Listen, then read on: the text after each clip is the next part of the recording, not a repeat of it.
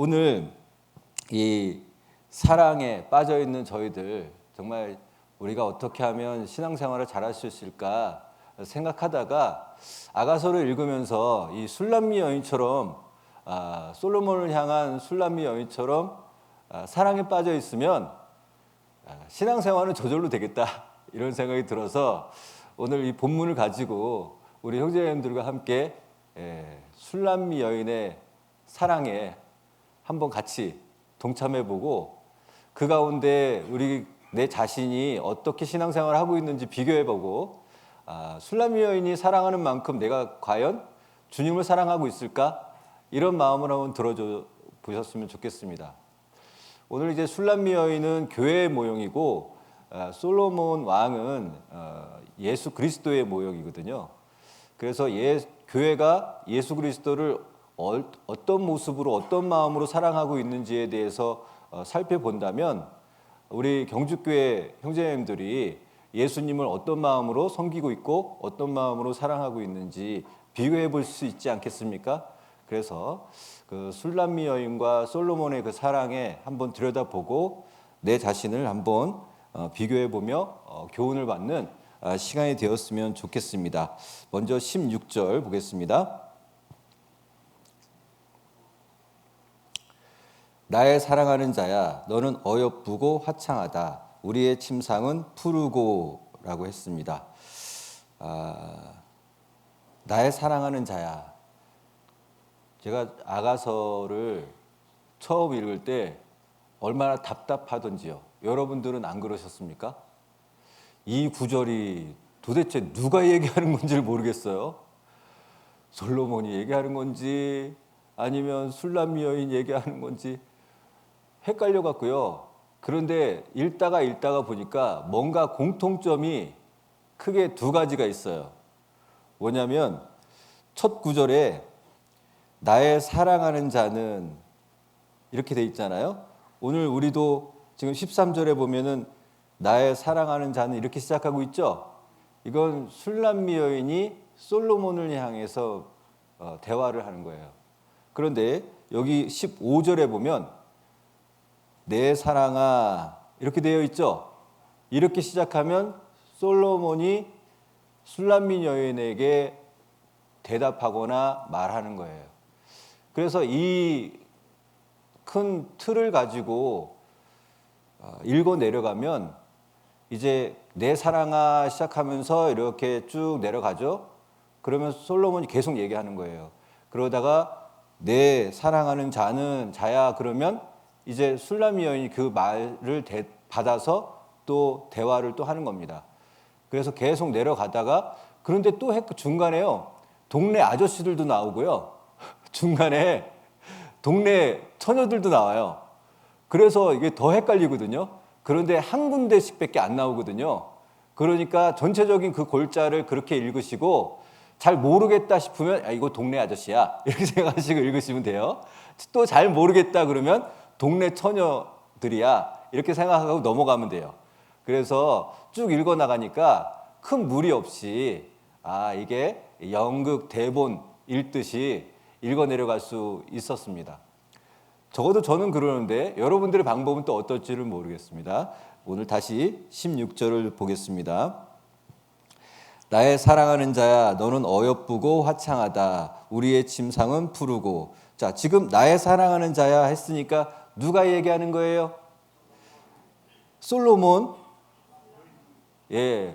술람미 여인이 이야기하는 거죠.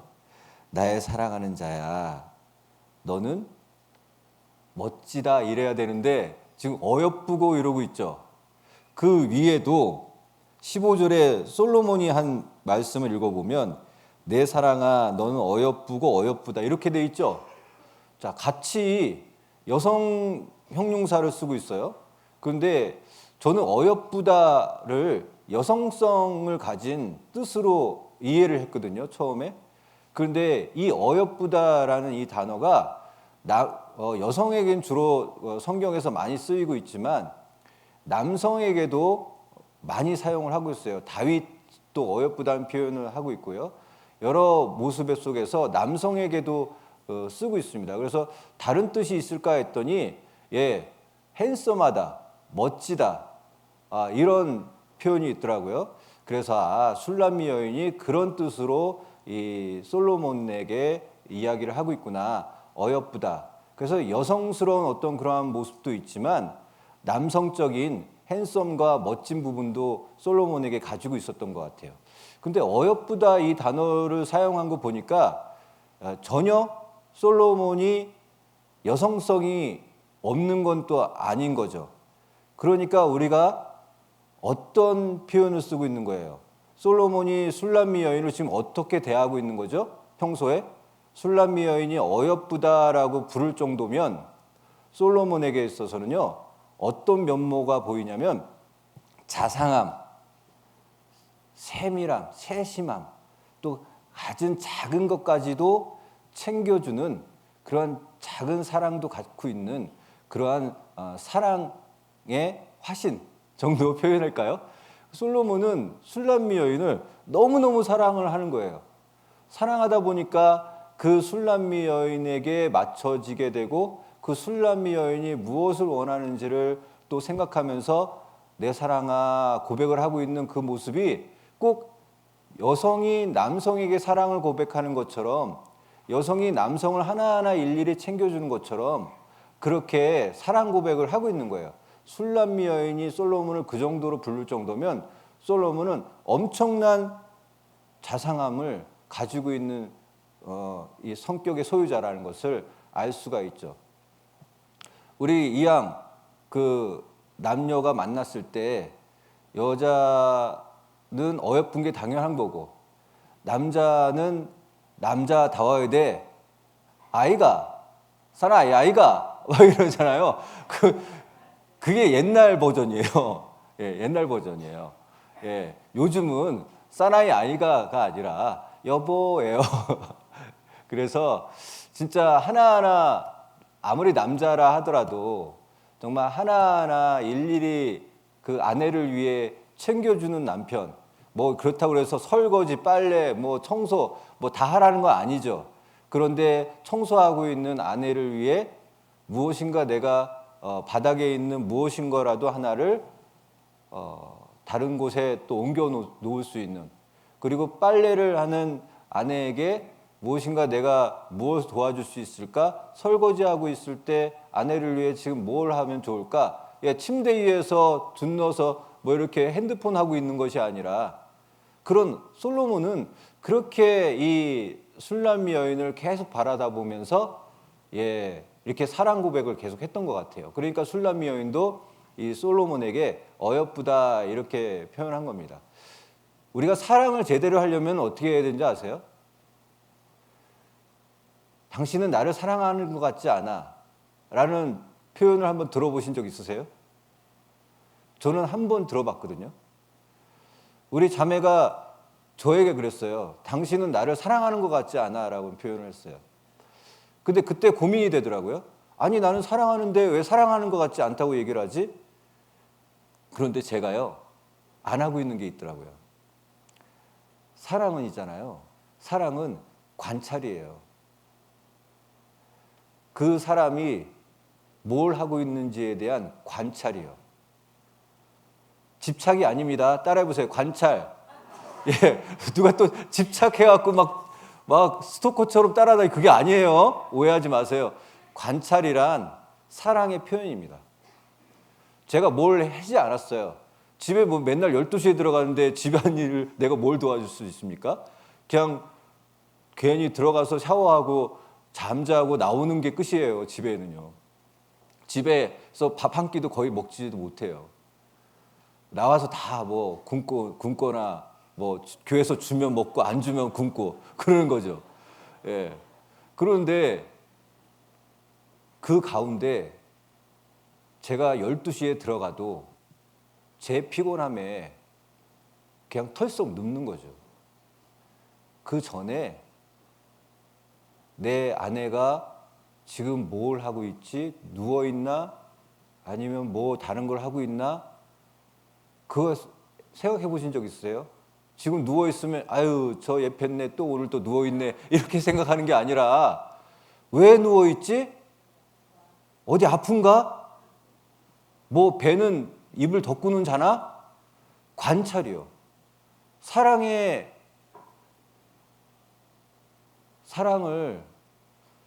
보여달라 그러는데 저 깝깝했어요. 사랑이 여기 있는데 사랑을 보여달라고 하면 이거 심장 뺏어줄 수도 없고 이거 어떻게 해야 되죠? 예, 관찰이요. 관찰하면 모든 게 다 돼요. 사랑의 표현이 돼요. 그래서 우리가 이 솔로몬과 술람 여인의 이 아가서를 보면요, 서로가 있잖아요. 엄청나게 관찰을 해요. 이렇게까지 표현을 한단 말이야? 이렇게까지 자기 사랑을 표현한단 말이야? 이건 상대방에 대한 호감과 관찰이 아니면 이 표현이 나올 수가 없어요. 어여쁘다 이 말 한마디가 정말 이 솔로몬이 술람 여인을 어떻게 사랑했는지가 이게 보여지는 거예요. 느껴지는 거예요. 그래서 이 여성에게만 표현하고 있는 이 표현을 솔로몬에게도 표현하고 있는 거예요. 다시 이 이야기를 얘기한다면 어여쁘다 이 얘기는요, 눈이 부실 정도로 잘생기고 매력적인 나의 사랑하는 사람이란 뜻이에요. 어여쁘다 이 한마디가 정말 이게 많이 집약된 뜻이 있더라고요. 그러니까 잘생겼는데 눈이 부실 정도인 거예요. 이거 어떻게 설명해야 돼요? 눈이 부실 정도로 잘생기려면 누구 정도 돼야 돼요? 예?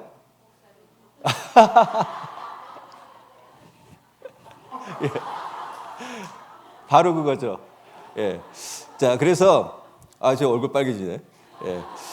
매력적인 나의 사랑. 매력이 있는데 보통 매력이 아닌 거예요. 이 정도 되려면 있잖아요. 눈에 콩깍지가 껴야 돼요. 맞죠? 눈에 콩깍지 끼기 전에는 이 표현이 안 나옵니다.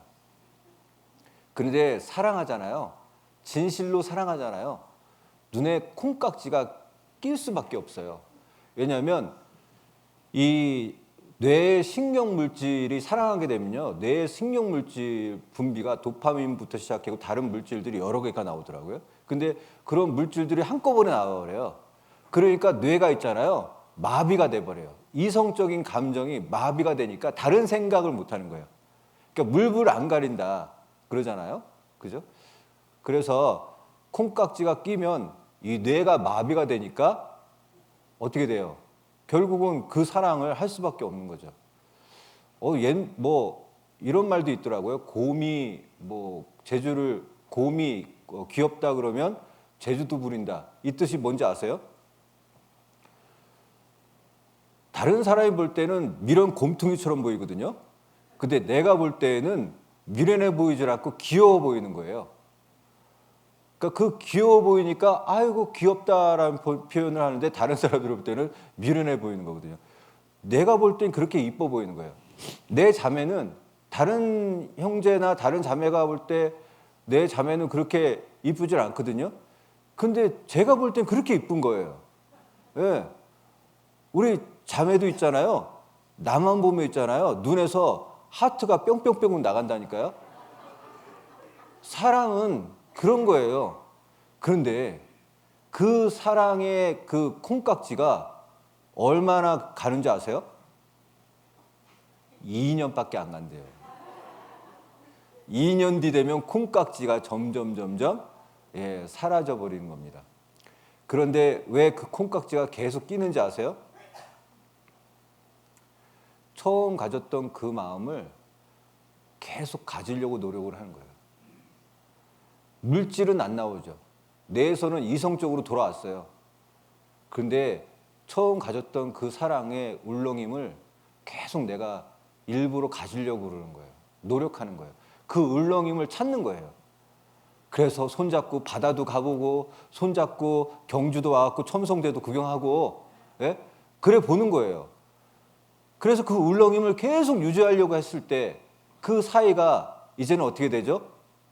예, 그렇게 지내오다가 이제 머리가 희끗희끗해지니까 어떻게 돼요? 예, 그 울렁임이 이제는 안정권이 되고 이제는 기대고 신뢰가 되고 믿음이 되는 거예요. 그러면서 눈빛만 봐도 알 수 있잖아. 그렇게 되는 거죠. 예. 우리가 정말 이 술람미 여인은 완전 콩깍지가 껴있는 그런 상황인데, 자, 그런데 술람미 여인이 볼 때 그러니까 솔로몬의 이 아름다움, 어여쁜 아름다움은 어떤 아름다움인 거예요? 다른 타인과 비교 불가의 아름다움을 갖고 있다는 뜻이잖아요. 다른 데로 눈동자를 돌리고 싶지 않다는 거죠. 하루 종일 그 아름다움에 취해서 턱 깨고 그 아름다움에 눈을 고정시키고 싶은 그 마음이 술람미 여인인 거예요. 새록 자고 있는 솔로몬의 얼굴을 보면서 그 앞에서 이렇게 하루 종일 보고 싶은 그 마음, 다른 거 하고 싶지도 않아요. 먹고 싶지도 않아요. 그저 그 얼굴만 바라보고 있으면 행복한 거예요. 술람미 여인은 그 사랑을 하고 있는 거예요. 우리 주님도 그런 아름다움이 있으세요. 솔로몬이 가진 그 아름다움을 우리 주님은 더 큰 아름다움을, 세상의 어떤 경이로운 아름다움보다도 우리 주님은 그런 따스한 아름다움, 정말 내 마음을 사로잡는, 부여잡는 그 아름다움이 우리 주님에게 있는 거예요. 세상의 어떤 아름다운 보석보다도, 어떤 찬란한 보석보다도, 어떤 예술 작품처럼 경이롭고 훌륭한 작품이라도 비교 불가한 우리 주님의 아름다움은 내 마음을 사로잡는 거예요. 그래서 저는 하루 종일 주님께 눈을 떼고 싶지가 않은 거예요. 다른 데 쳐다봐봤자 덜 아름답거든요. 세상은 다른 쪽이 아름답다 하는데 나는 왜 이렇게 주님이 아름답죠? 나는 왜 이렇게 주님이 그렇게 매료되고 내 마음을 뺏어가죠? 내 마음을 왜 이렇게 이끌어 가시죠? 그분이 그렇기 때문이세요. 내가 그런 게 아니라 주님이 그런 분이시니까 내 마음이 이끌려 가는 거예요. 여러분들은 어떠셔요? 시편 27편입니다. 아가서 책철해 주시고요.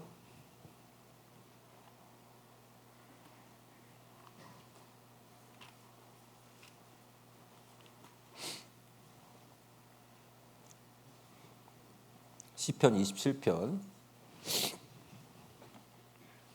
4절입니다.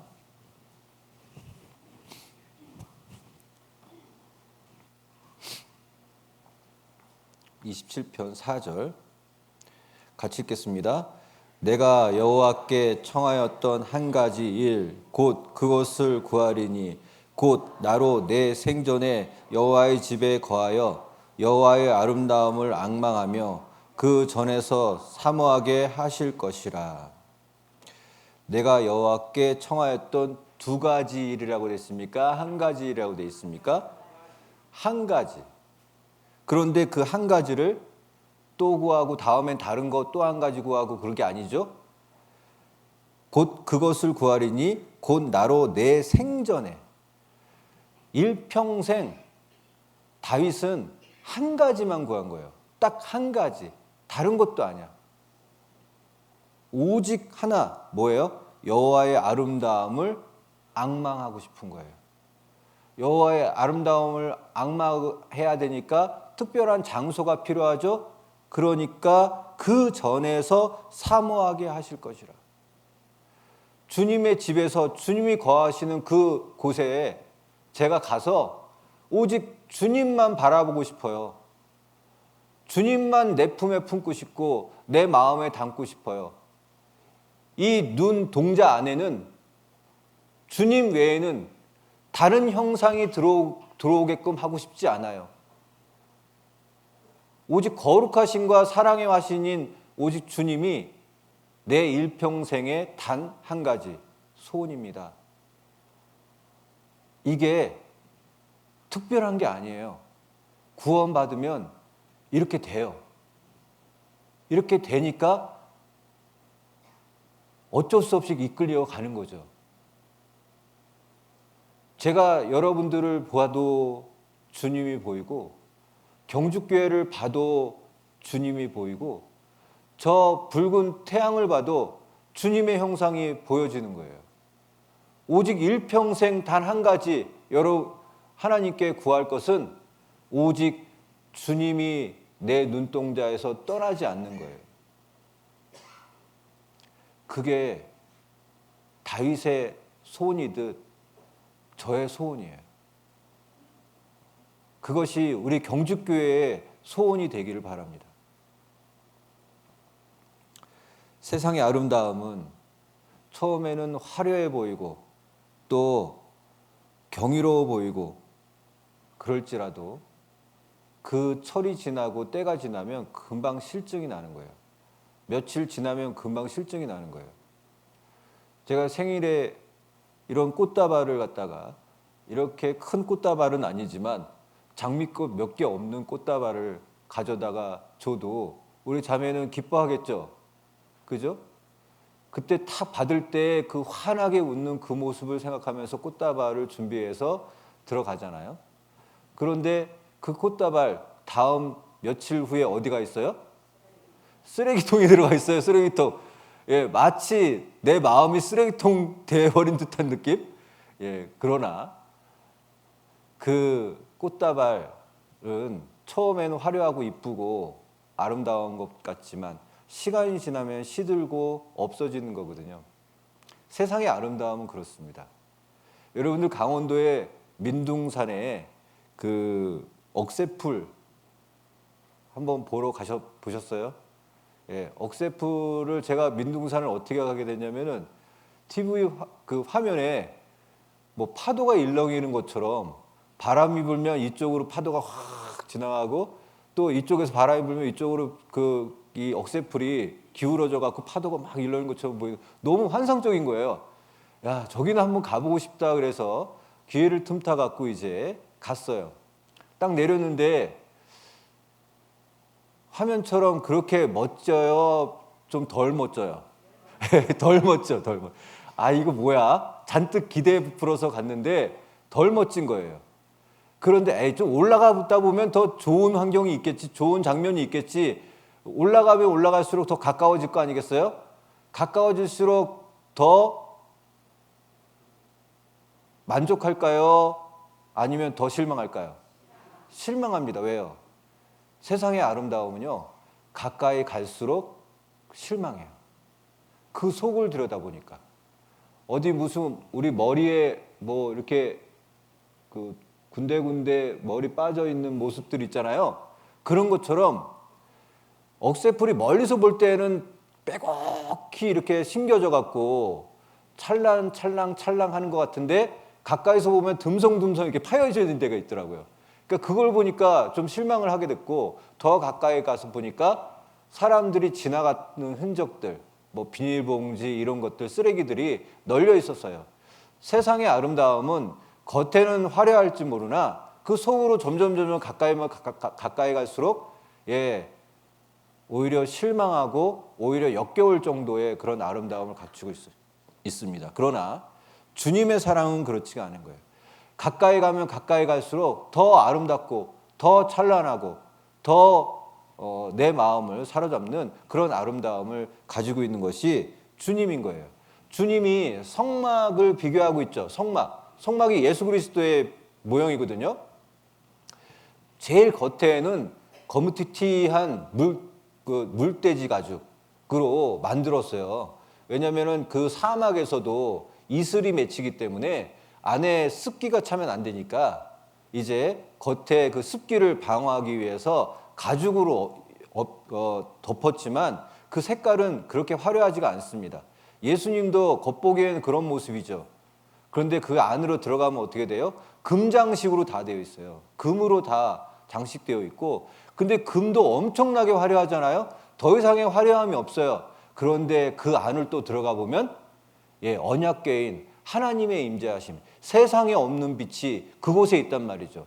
예수님도 이 육신으로는 볼품이 없을 정도의 그런 모습을 가지고 있지만 그 안에는 하나님의 심정이 들어가 있고 더 안으로 들어가면 하나님의 본성이 들어가 있잖아요. 예수님은 그런 분이세요. 정말 들어가면 들어갈수록 너무 아름다움을 갖고 계신 분, 그분이 우리 예수님입니다. 어찌 그분을 사랑하지 않을 수가 있겠습니까? 그런 아름다움을 갖고 있는데요. 자, 시편 8편 보겠습니다. 시편 8편 9절입니다.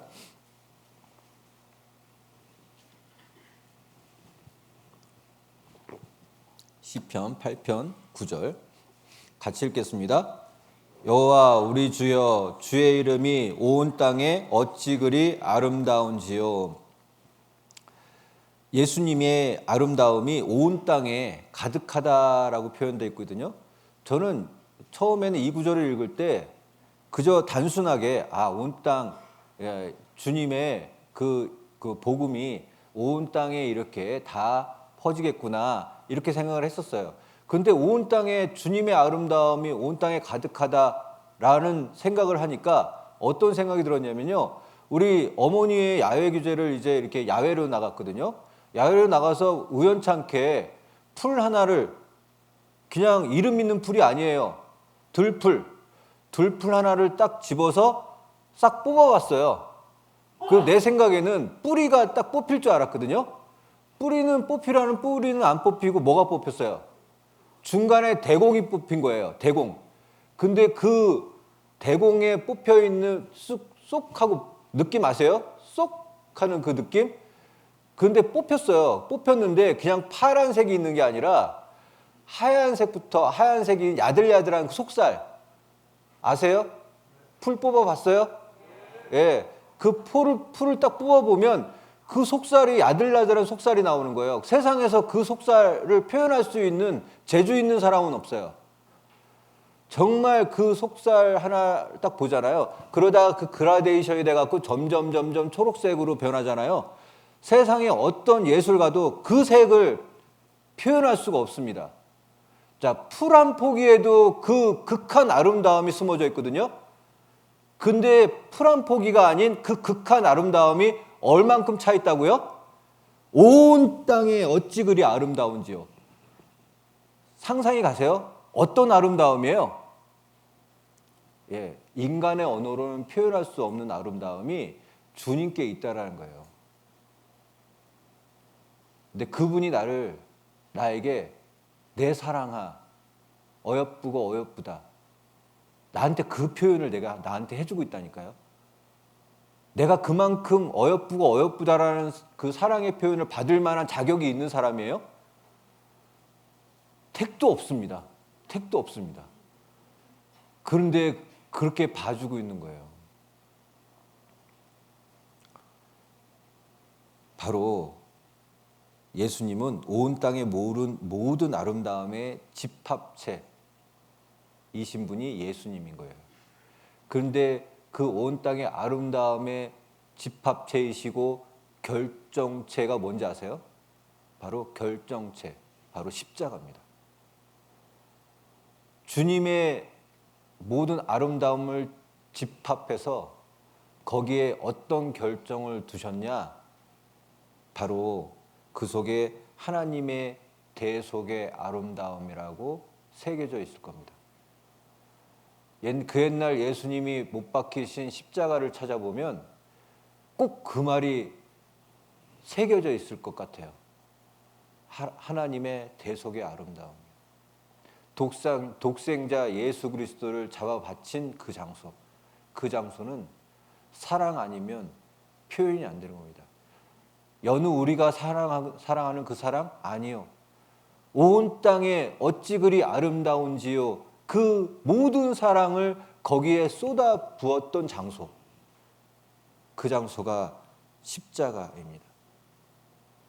그래서 우리 예수님은 세상의 그 어떤 아름다움보다도 비교 불가한 아름다움을 갖고 있고 세상의 그 어떤 아름다움보다도 차원이 다른 아름다움을 간직하신 분이 예수님이셨던 거예요. 그리고 그 아름다움을 저는 너무 놀랐어요. 한순간. 왜냐하면 나는 그 아름다움을 원래부터 보지 못했던 사람이었거든요. 근데 그 아름다움을 어느샌가 보고 있어요. 제가 안과에 가갖고 눈을 뽑고 다른 눈을 넣은 것도 아닌데 어느샌가 그 눈이 생긴 거예요. 어찌 이 아름다움을 바라볼 수 있는 능력이 생겼을까? 그 능력은 내가 열심히 해서가 아닌 거예요. 하나님이 저의 눈도 여러분들의 눈도 바꿔주셨죠. 하나님의 능력이에요. 어디 메스로 된 자국도 하나 없는데 눈이 바뀌었어요. 한번 볼까요? 이사야 53장을 볼게요. 이사야 53장.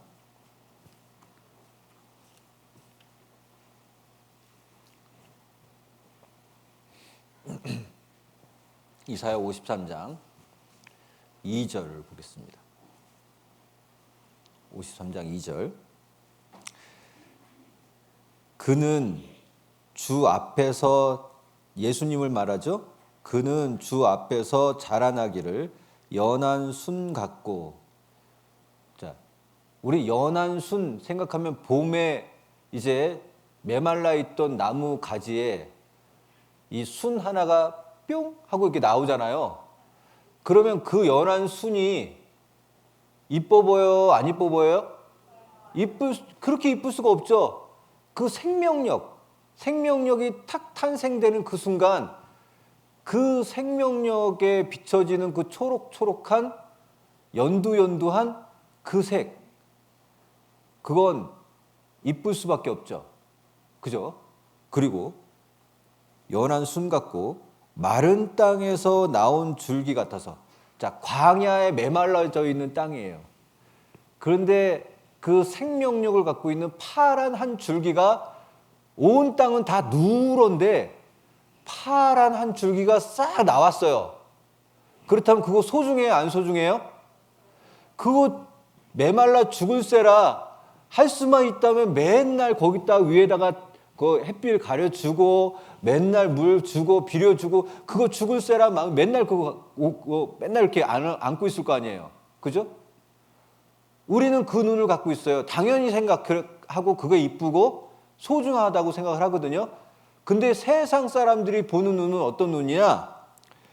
나온 줄기 같아서 고운 모양도 없고 풍채도 없은즉 우리의 보기에 흠모할 만한 아름다운 것이 없도다. 구원받기 전에는 내가 예수님을 이 모습으로 봤다는 거예요. 볼품도 없어요. 풍채도 없어요. 흠모할 만한 게 뭐 있어요? 귀찮기나 하고 싫죠. 나약한 사람들이나 교회 다니는 줄 알았죠. 어디 기대고 살아야지만 되는 그런 한없이 나약한 사람들만 교회 다니는 줄 알았어요. 나같이 나같이 뭣도 없지만, 괜히 교만했죠. 그런 사람들은 어울리지 않아. 이런 생각을 했던 교만한 어떤 그러한 눈으로는요, 절대 예수님을 그렇게 볼 수가 없어요.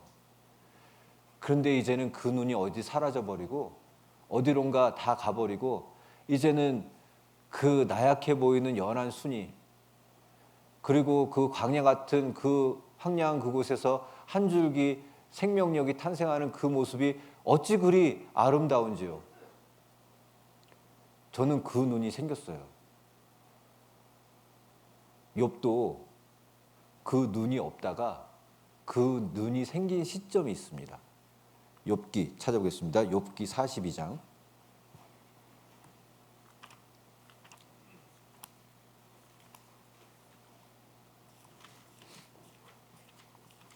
욥기 42장 5절입니다. 42장 5절. 같이 읽겠습니다. 내가 주께 대하여 귀로 듣기만 하였사더니 이제는 눈으로 주를 배웁나이다. 자, 그 전에 눈이 있고 이제 눈이 있어요. 그 전에는 듣고만 있었던 믿음이에요. 하나님에 대해서 듣고만 있었어요. 믿음의 선지자들을 통해서 주변 사람들이 하나님을 경험했다라는 그런 간증을 통해, 이때는 성경이 있었을 때가 아니거든요. 모세 오경도 없었을 때예요. 족장 시대에 그저 떠도는 그런 이야기들만 듣고 있었어요. 아, 하나님이 존재한다라는 것은 양심상으로는 알고 있었고, 태양이 어떻게 저기에서 공중에 떠 있을까, 저 태양만 봐도 하나님을 인정할 수밖에 없었던 시대, 양심 시대, 그 시대니까. 그러나 그 양심적인 그 마음으로 성경이 없었어도 하나님의 존재에 대해서는 듣고 있었거든요. 그러니까 위대하시고 전 우주를 창조하신 분이시니까 거대하시다, 이런 뜻으로만, 그래서 그 거대하고 위대하신 하나님께 제사를 드리고 경배 드리고 나의 삶을 돌봐달라고 머리를 조아렸죠. 그런 믿음에서 이제는 어떤 믿음이 되었느냐? 듣고만 있었던 신앙이 아니라 이제는 눈으로 주를 배움나이다. 하나님이요, 욥에게 있잖아요, 믿음을 시험했죠. 사탄 마귀로 하여금 믿음을 시험했잖아요. 그만큼 훌륭한 믿음을 갖고 있었어요. 사탄 마귀가 믿음을 시험할 정도의 위인이라면, 하나님이 자랑할 정도의 위인이라면, 성경에서 이런 위인 정도면 있잖아요, 아무도 욥 같은 사람이 없을 정도의 큰 믿음인 거예요. 이 정도 믿음이면 하나님도 그래, 욥 잘하고 있다, 잘하고 있다 칭찬해 줘야 되죠. 근데 아니 몸 건강도 뺏어가고 아이들도 다 뺏어가고 재산도 다 뺏어가고 다 뺏어가는 거예요. 아내까지도 다 욕하고 하나님을 부정하고 죽으라까지 욕하고 있잖아요. 이런 욥에게 왜 하나님은 그런 모질게 이렇게 테스트를 하셨을까? 그 정도의 믿음에 머물러 있는 욥을 더 큰 믿음으로 만들고 싶었던 거예요. 그 정도로는 하나님 마음에 만족하지 못했던 거예요. 흡족한데 어떤 사람보다도 제일 큰 믿음을 갖고 있는데 더 큰 믿음을 갖게 하고 싶었던 거예요. 그래서 욥에게 그런 험난한 삶을 살게 하고 친구들로 하여금 막 테스트를 하게 만들었던 거죠. 그런데 이제는, 그때까지는 듣던 믿음이었는데 이제는 보는 믿음. 욥에게 하나님의 모습을 보여주셨거든요. 근데 어떤 모습으로 욥에게 나타나셨냐면 성자 하나님의 모습으로 나타난 거예요. 예수 그리스도를 보여준 거예요. 그래서 그 예수 그리스도께서 나를 위해 대속해 주실 거라는 그 모습을, 성자 예수님의 모습을 보여주고 욥은 그 모습을 보고 이제 보는 신앙이 된 거예요. 듣는 신앙에서, 믿음은 들음에서 나며 들음은 그리스도의 말씀으로 말미암느니라 했죠. 이제는 듣는 신앙에서 머물러 있어서는 안 돼요. 여러분들도 욥처럼 이제 하나님을 바라보고 천성을 바라보고 그 바라보는 신앙, 어찌 그리 어여쁘고 어여쁜가.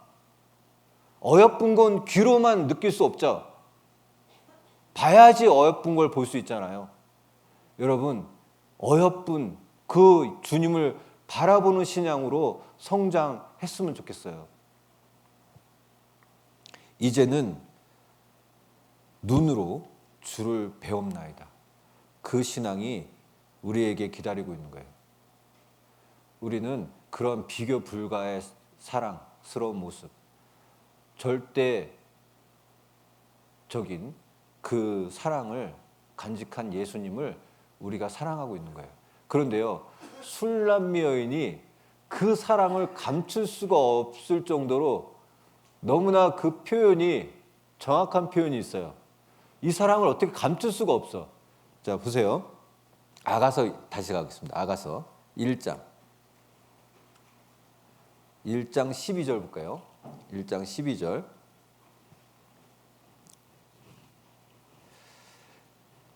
같이 읽겠습니다. 왕이 상에 앉았을 때 나의 나도 기름이 향기를 토하였구나. 이거 나도 기름이라고 돼 있잖아요. 그럼 너도 기름도 있어야 되는데 나도 기름밖에 없어요. 예, 이 나도 기름은 나무의 뿌리의 그 수액을 짓이겨서 그 수액을 추출한 그 향이에요. 그러니까 어떤 향이 어우러져 있을까요? 나무의 뿌리를 짓이겨서 그 만들었으니까 어떤 냄새가 많이 나겠어요? 뿌리는 어디에서 자라죠? 흙 속에서 자라죠. 흙내음. 예, 이 흙내음과 나무 향이 어우러진 아주 묵직한, 아주 요즘으로 말하면 머스크한 그런 향이 아주 진하게 났을 겁니다. 그런데 이 술람미 여인이 나도 기름 향을 지금 발랐어요. 그런데 원래 이 그 향수는 어디에 발라요? 뒤통수에 바를까요? 아니죠. 어디에 발라요? 한번 해봐요. 어디에 바른가. 네, 여기. 이렇게 착 뿌려갖고, 이렇게 해갖고, 그래서 또 어떻게 해요? 이렇게 하죠. 그죠? 저 많이 봤어요. 예. 자, 그런데 왜 여기예요? 예, 맥박이 뛰는 곳이죠. 예, 감사합니다. 맥박이 고기는 잘 뛰어요. 어디보다도 고기가 많이 뛰어요. 그래서 이렇게 대보고 이렇게 대보죠. 진맥제죠. 그죠? 왜 그래? 거기가 맥박이 잘 뛰는 곳이거든요. 근데 지금 이 모습이 참 희한하게도 나도 향기름이 그 향기가 안 나다가 갑자기 솔로몬이 밥 먹으러 방 안으로 들어오는 거예요. 그 발자국을 척척척척 하면서 솔로몬이 그 왕이니까 옷자락이 컸을까 안 컸을까요? 컸을 겁니다. 그러니까 서로 발걸음을 걸을 때마다 옷자락 소리가 나야 안 나요? 예, 사라락 파스락 그러면서 척척척 걸어왔겠죠. 그러면서 의자에 앉을 때 푸스락 하면서 이렇게 앉잖아요. 술람미 여인이요 쳐다보지도 못하는 거예요. 솔로몬의 얼굴 쳐다보지도 못하고 그냥 그 소리만 듣는데도 그 방 안에 무슨 향이 토하해졌다고요? 나도 기름 향이 바라는 거예요. 그 전에는 그 방 안에는 나도 기름 향이 세지 않았어요. 근데 솔로몬이 걷는 걸음소리만 들어도 술람미 여인의 얼굴은 붉어지고 심장은 터질 것처럼 쿵쾅쿵쾅 거리는 거예요. 이 사랑을 자기가 좀 자존심이 있어서 사랑을 숨기고 싶고 표현 안 하고 싶은데 안 할 수가 없어. 솔로몬만 나타났다 하면 이 나도 향기름이 온 방 안에 가득한 거예요. 솔로몬은 그걸 알았을까 몰랐을까? 알았죠. 나도의 향기름을 누가 발라요? 술람미 여인밖에 안 바르죠. 근데 그 나도의 향기름이 방 안에 가득하다라는 건 이 여인이 지금 심장이 뛰고 있다는 거 안 뛰고 있다는 거예요? 엄청나게 콩닥콩닥 뛰고 있다는 거예요.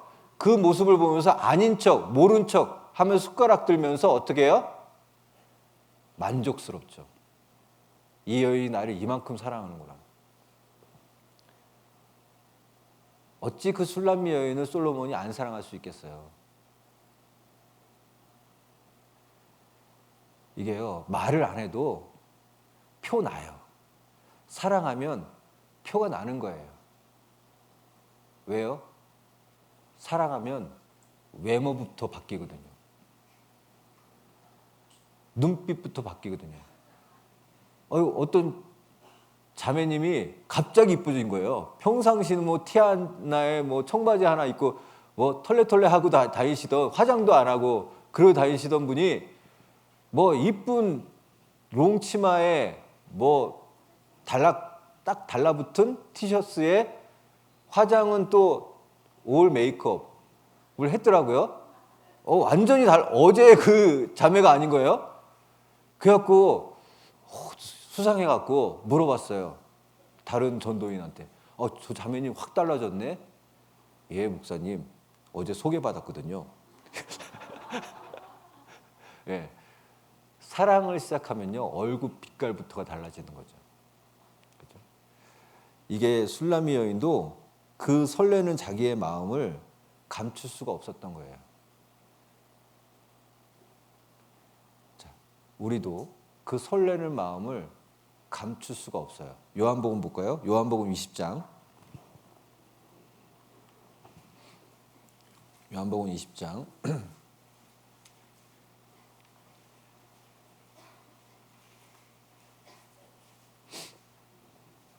21절.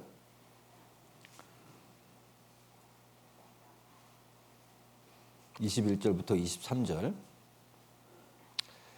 예수께서 또 가라사대 너희에게 평강이 있을지어다. 아버지께서 나를 보내신 것 같이 나도 너희를 보내노라. 이 말씀을 하시고 저희를 향하여 숨을 내쉬며 가라사대 성령을 받으라. 23절을 같이 읽겠습니다. 너희가 네 죄든지 사하면 사하여질 것이요 네 죄든지 그대로 두면 그대로 있으리라 하시니라. 지금 솔로몬의 이 숨결만 느껴도 술람미 여인은 가슴이 콩닥콩닥 뛴 것처럼 우리가 계속해서 주님은 우리에게 숨결을 계속 불어넣어 주고 계셔요. 주님의 숨결은 여러분들의 코 앞에 있거든요.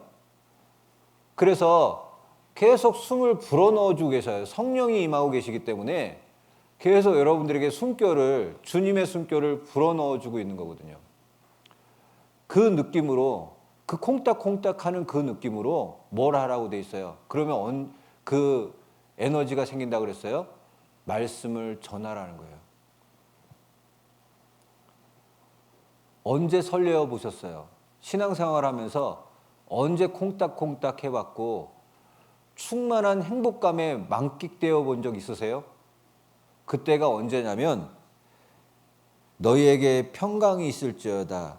아버지께서 나를 보내신 것 같이 나도 너희를 보내노라. 23절에 너희가 네 죄든지 사하면 사하여질 것이요 네 죄든지 그대로 두면 그대로 있으리라 하시니라. 우리가 주님의 숨결을 언제 느낄 수 있고 언제 콩닥콩닥거리고 행복하냐? 내가 주님의 말씀을 전하고 있을 때, 내 주님의 복음을 전하고 있을 때 그때 주님이 나와 함께 역사하심을 느낄 수 있고 그때 주님이 내 마음속에 내 심장을 콩닥콩닥하게 만들고 나를 행복하게 만드는 거예요. 우리 그리스도인은 말씀을 전하고 있을 때 주님의 숨결을 느껴요. 그러니까 내가 신앙생활 가운데 나는 지금 요즘 뭐 하고 있는 거야?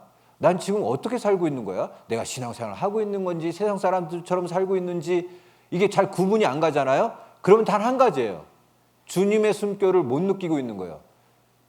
그렇다면 삶 속에 내가 뭘 신천을 못하고 있는 거냐? 복음을 안 전하고 있는 거예요.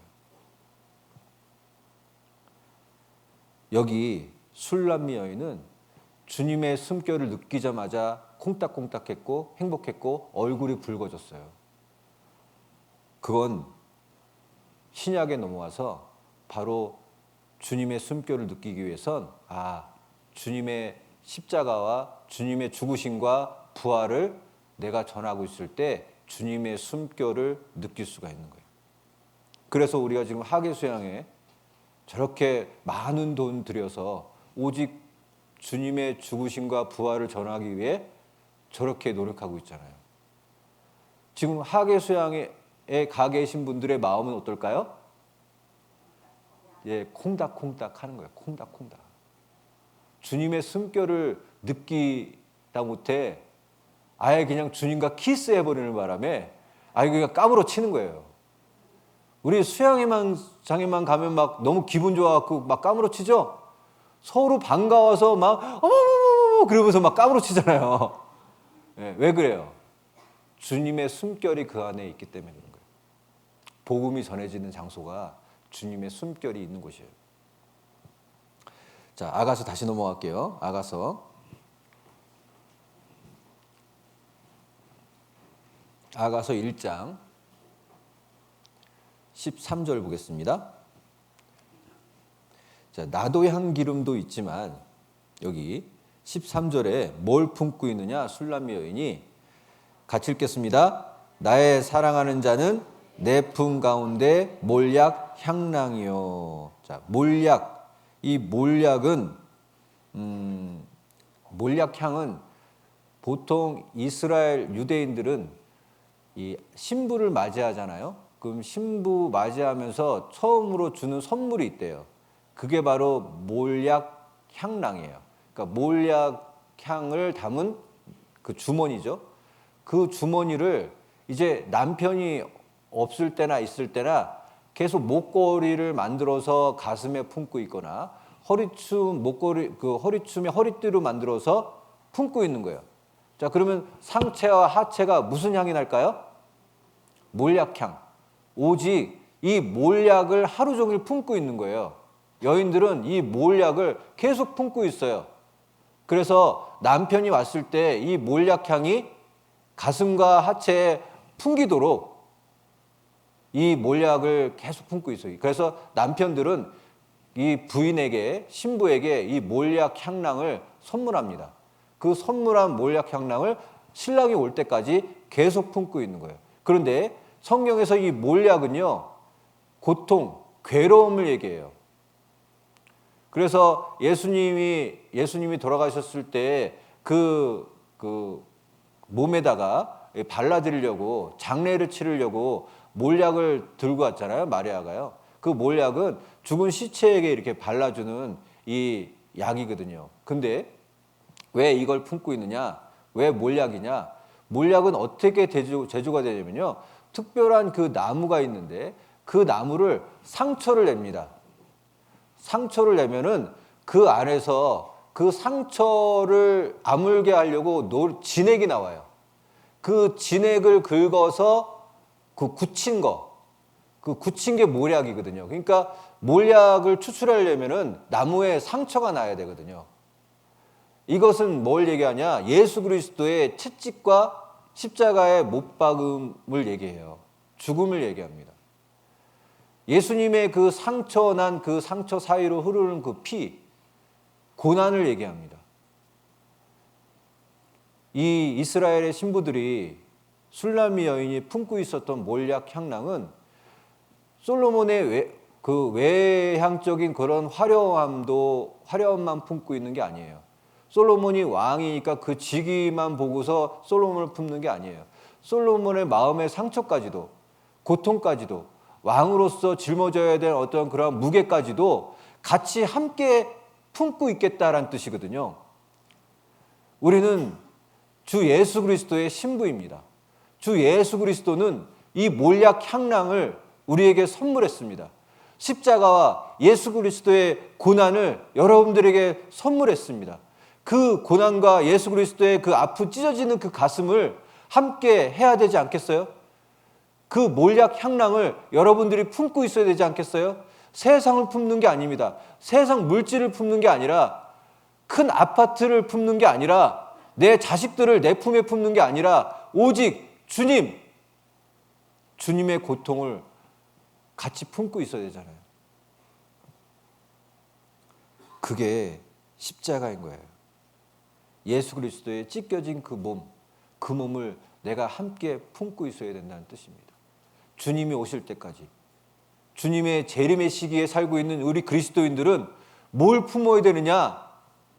주님의 십자가의 고통을 품고 있어야 되는 거예요. 그게 우리가 뿜어져야 할 향인 거예요. 그런데 주님이 막상 재림에서 오셨는데 신부인 나에게 그 향이 하나도 안 나. 얼마나 실망할까요? 십자가라는 몰약 향랑을 가슴 깊이 품고 있어야 하는 겁니다.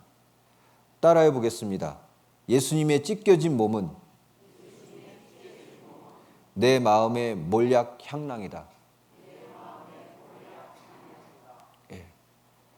이 몰약 향랑을, 예수님의 찢겨진 그 몸을 여러분들의 마음속에 품고 사셔야 되는 거예요. 그게 우리의 모습인 거예요. 아가서 1장 14절 같이 읽겠습니다.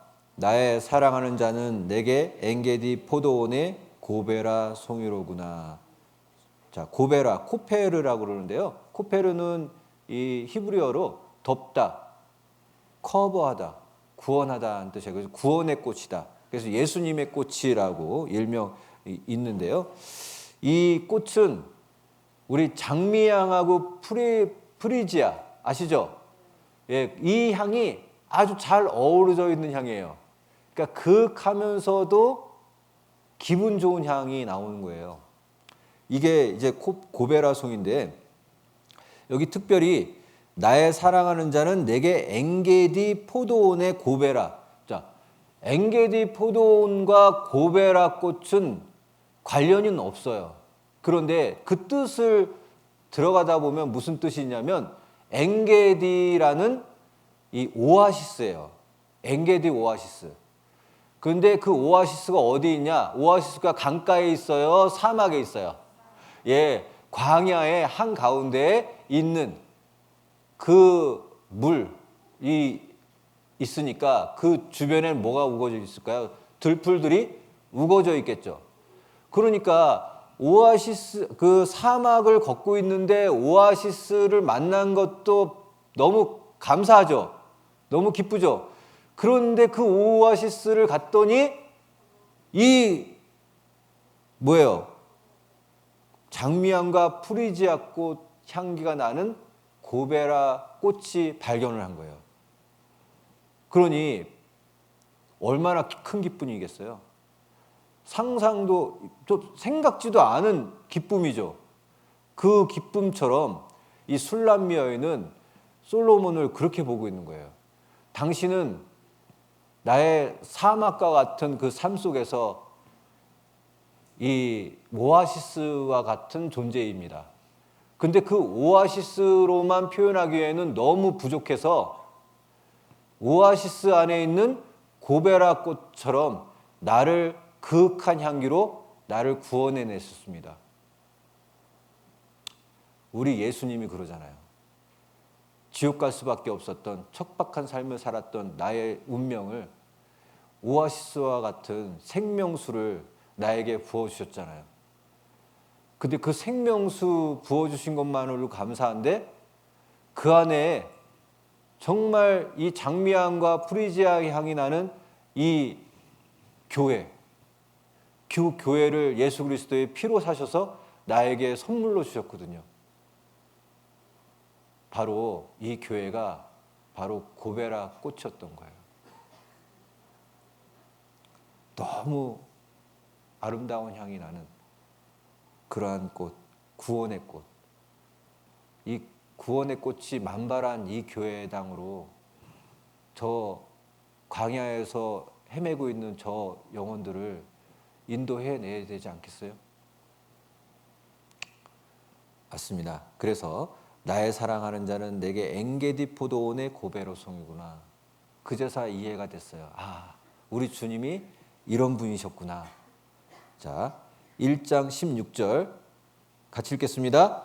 나의 사랑하는 자야, 너는 어여쁘고 화창하다. 우리의 침상은 푸르고. 자, 어여쁘다라고 했어요.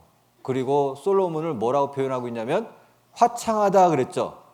예, 화창하다는 뜻은 밝다란 뜻이잖아요. 밝고 명랑하고 즐겁다란 뜻이에요. 보기만 해도, 눈으로 보기만 해도 주변이 환해지는 거예요. 보기만 해도 명랑하고 즐거운 거예요. 내 마음까지도 막 동요가 되니까 어떻게 돼요? 나까지도 막 신나는 거예요. 막 나까지도 톤이 높아지고 나까지도 막 같이 그냥 교제하고 싶고 같이 어우러지고 싶고 같이 함께하고 싶은 거예요. 바로 우리 주님이 바로 그런 분이십니다. 주님은 뵙기만 해도 즐거우신 분이세요.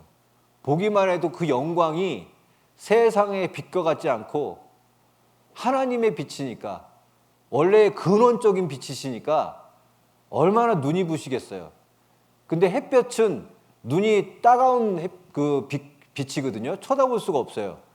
그런데 주님이 바라는 빛은요, 영광의 빛이기 때문에요, 황홀감에 젖어서 계속 바라만 봐야지만 되는 빛인 거예요. 구별이 되세요?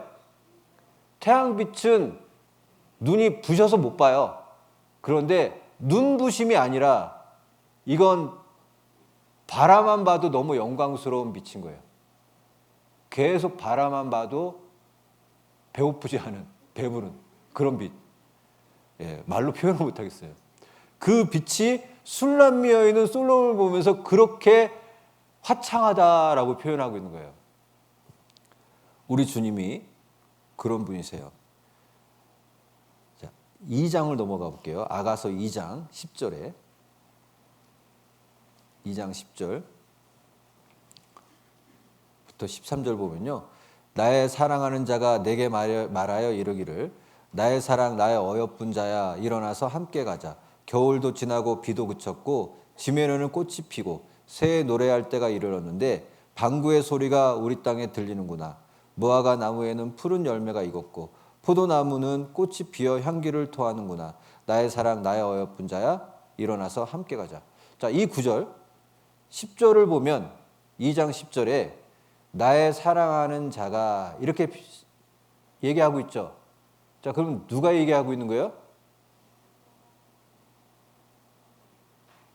술람미 여인이 솔로몬이 한 이야기를 되뇌고 있는 거예요. 헷갈리시면 안 돼요.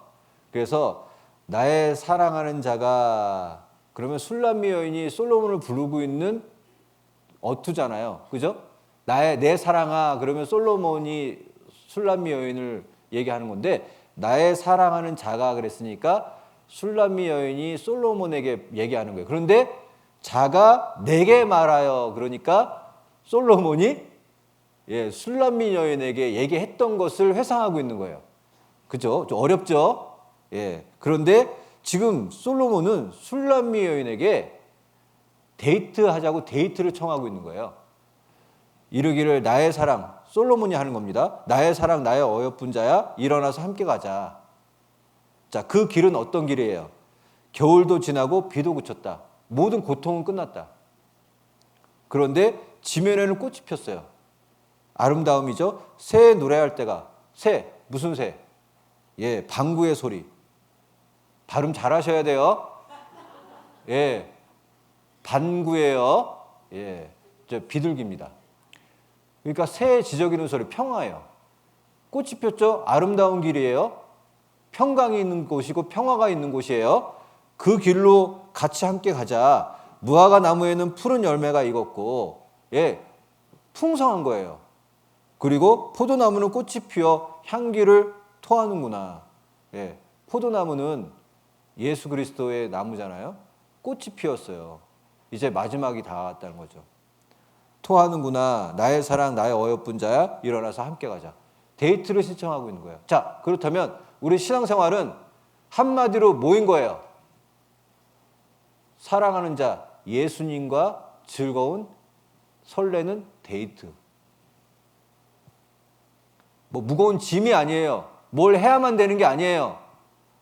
주님과 걷는 꽃길을 걷는 설레는 데이트란 말이에요. 그런데 싫어요? 좋아요. 좋을 수밖에 없어요. 근데 우리는 왜 그렇게 무거운 짐처럼 여겨지고 있을까? 생각의 전환이 필요하겠죠. 그동안 내가 잘못 생각하고 있었구나. 화창하다.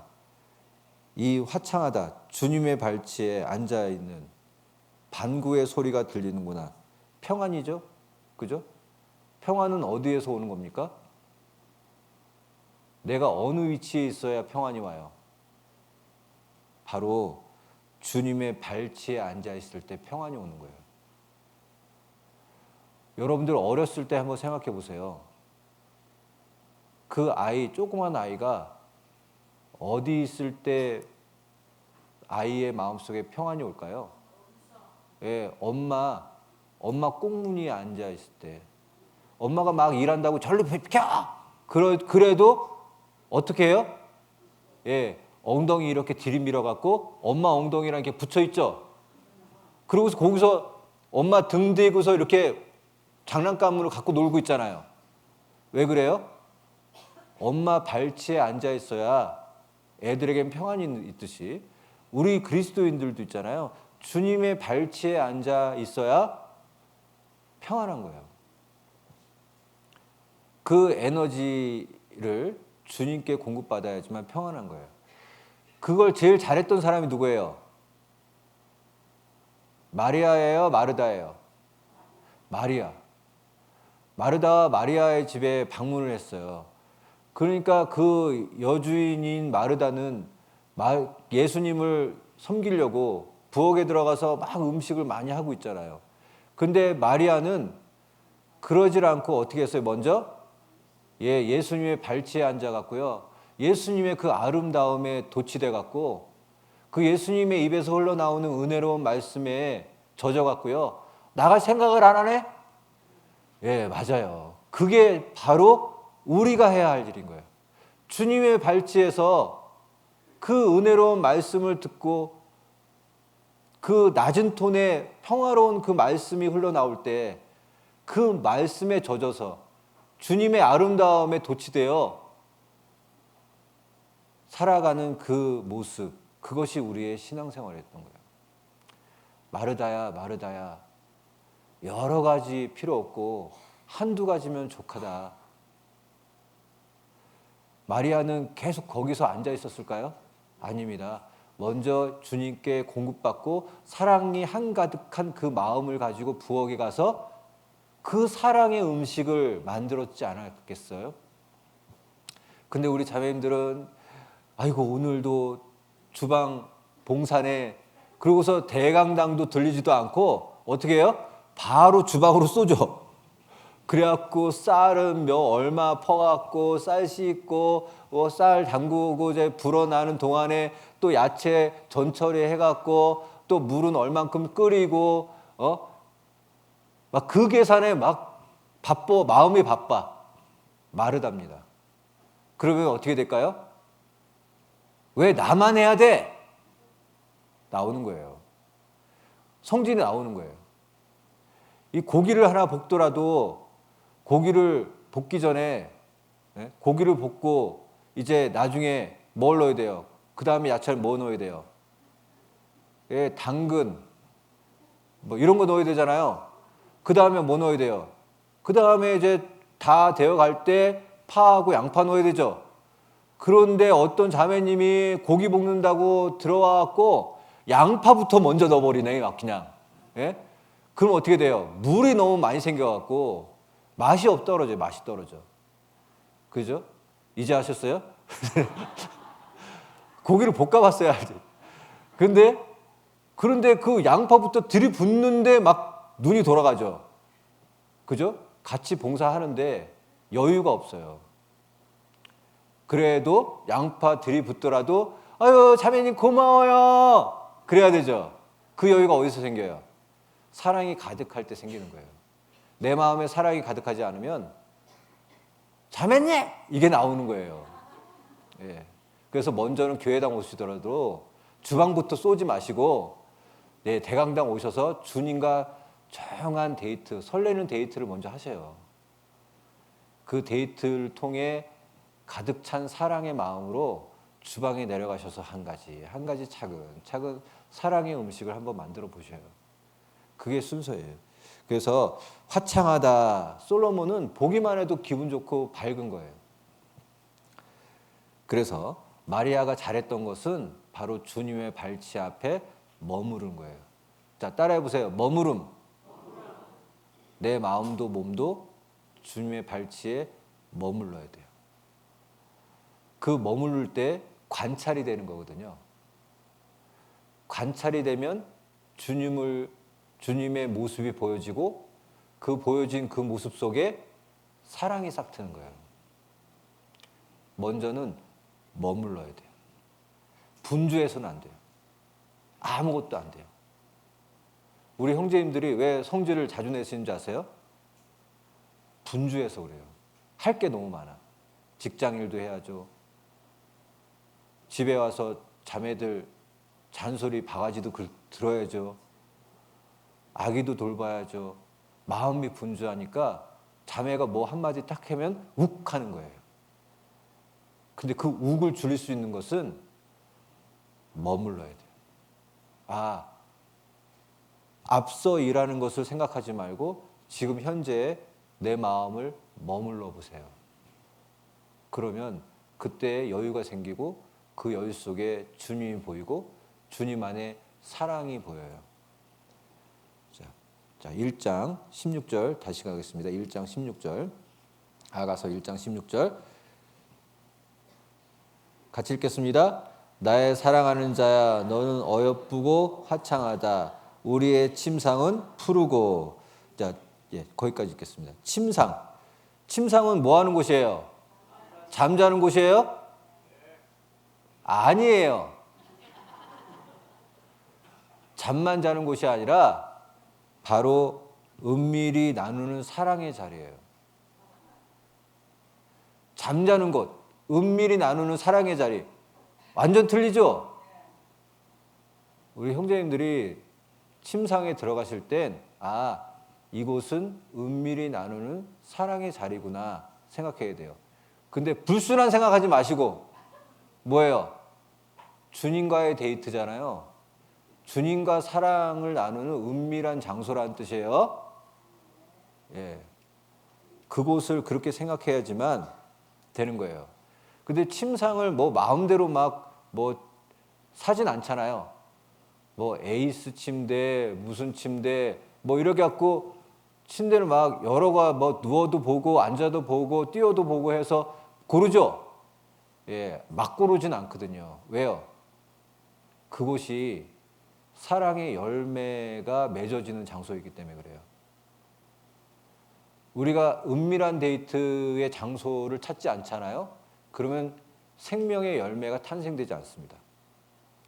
그러니까 그 위에 매트리스, 어떤 포켓 스프링, 이런 침대는 과학이다. 이렇게 따지면서 왜 골라요? 생명과 연결되어 있기 때문에 그래요. 그래서 장소를요, 세심하게 찾으셔야 돼요. 집안 곳곳이 들여다보고 여기가 바로 은밀한 주님과의 데이트의 장소다라는 생각을 가지고 어딘가를 찾으셔야 돼.